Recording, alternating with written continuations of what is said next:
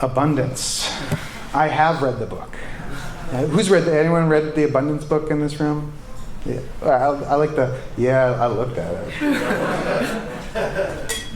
Looks like this. It looks like that. Don't advertise the book.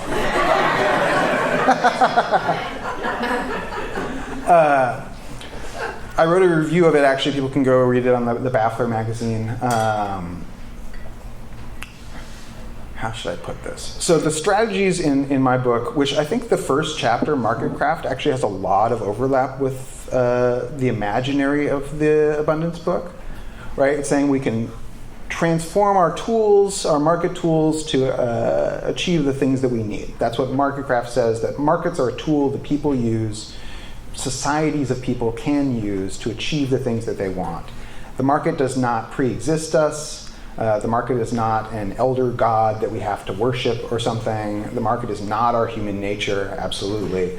The market is one of many tools that societies of people can use. That's the first strategy in my book, is to use the market in this way to recognize our social control over the market and use it to develop the technologies and the tools and like the physical things that we need. So I think there's a lot of overlap between the endpoints in that strategy and the endpoints they're talking about in Abundance. But the mechanism that they really use in Abundance is market fundamentalist. They believe that markets have answers that we don't have, and that what we can do is make life easier for the markets. We can get out of the way. We can produce scientific knowledge for the markets so that they can use that on our behalf. And we can make it easier to build houses so that they can build houses for it. Because right now, housing developers would love to just build us more cheap houses to live in. We're just making it too hard for them.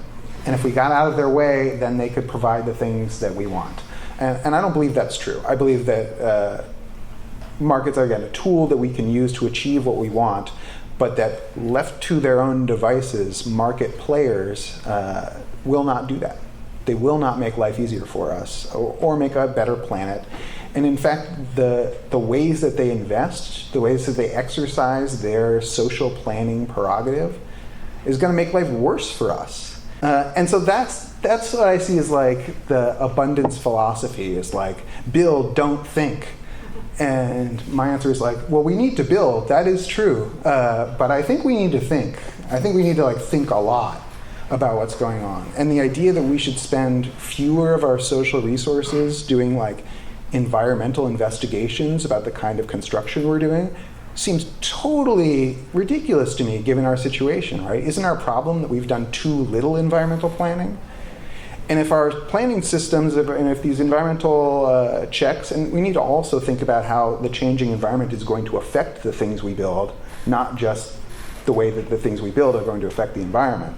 And if we don't have enough resources right now devoted to that process, then we need to devote more resources to it. We don't need to cut it. We don't need to try to think less. We need to think more.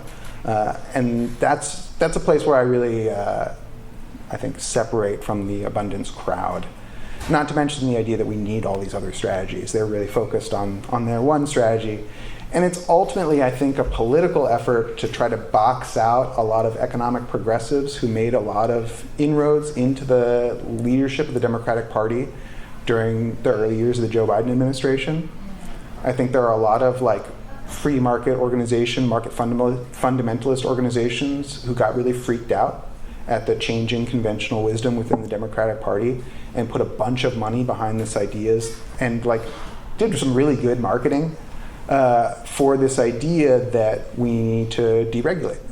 And it's very good branding for deregulation, right? Like abundance. Well, who doesn't want more stuff? Well, I don't know. Maybe some people here in Santa Cruz know that is not actually the answer to our solution, to our situation. And it's also not a good book. Just like, it's not. It's a bad book. I haven't found one person to look me in the eyes and tell me it's a good book.